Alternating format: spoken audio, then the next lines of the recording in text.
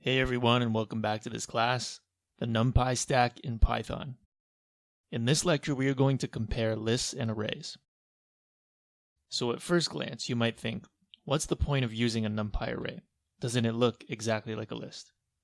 So let's go into IPython, and let's do some examples.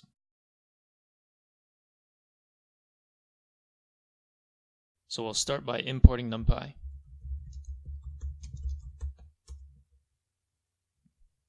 And now let's make a list. Let's make an equivalent array.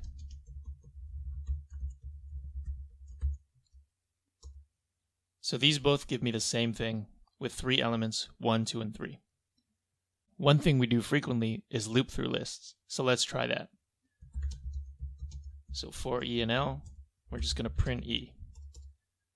Okay, so that works fine. Now let's try the same thing with the array.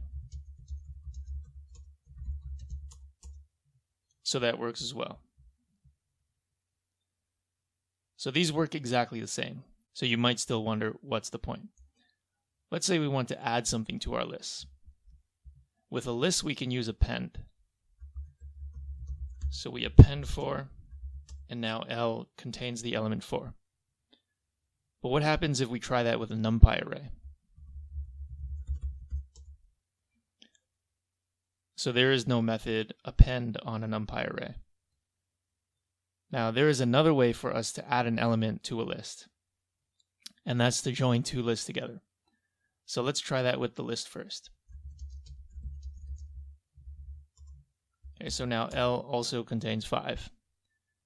Let's try this in Numpy now. Let's try to add 4, 5 since it doesn't have a 4 yet.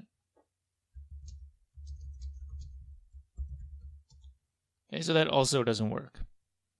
It seems we can't add anything to a Numpy array. So maybe now you're thinking, Numpy really sucks. It can't do the things that even a list can do. But let's try something else. Let's try vector addition. To make it really simple, we'll just add a vector to itself. With a Python list, we know that if we use the plus sign, it's just going to give us a new list with all the elements concatenated, but we don't want that. So what we'll need to do is add each element individually. So I'm going to create an empty list. I'm going to loop through each element in L, and I'm going to append E plus E. And once that's done, L2 is equal to L plus L. So how might we do this in Numpy? Let's try A plus A. Okay, so that gives us exactly what we want.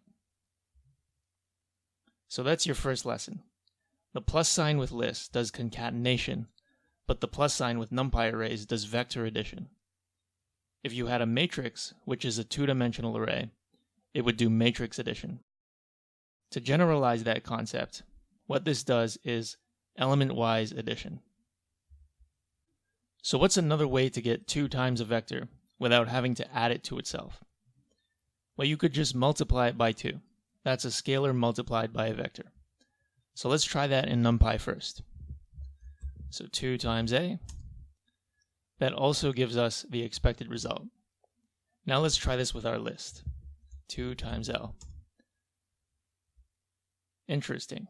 So what it did was repeat what was in the list 2 times.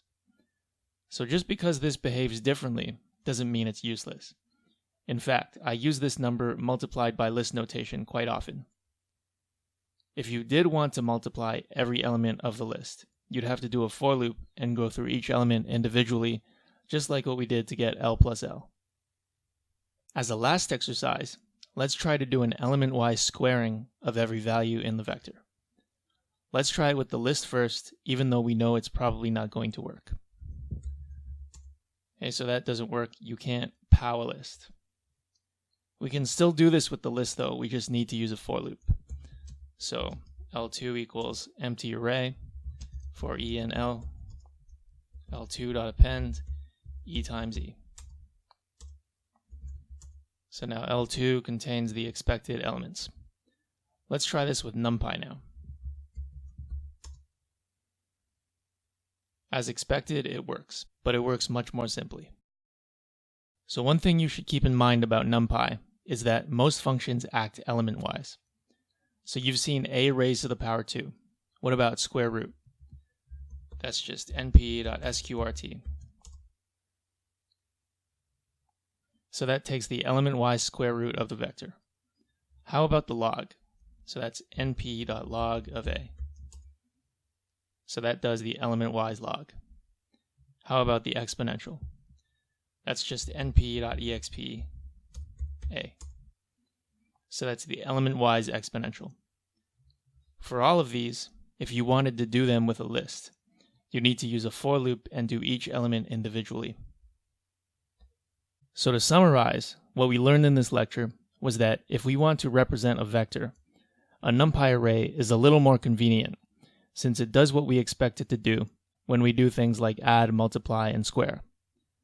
Lists are good too, and there are many cases where you want an actual list and not a NumPy array. Usually you can treat a list like an array. With NumPy you can treat an array like a vector, a mathematical object. To do operations on lists, we need to use a for loop. As you'll see later, for loops in Python are very slow, so you should avoid them when you can, when you're doing mathematical operations.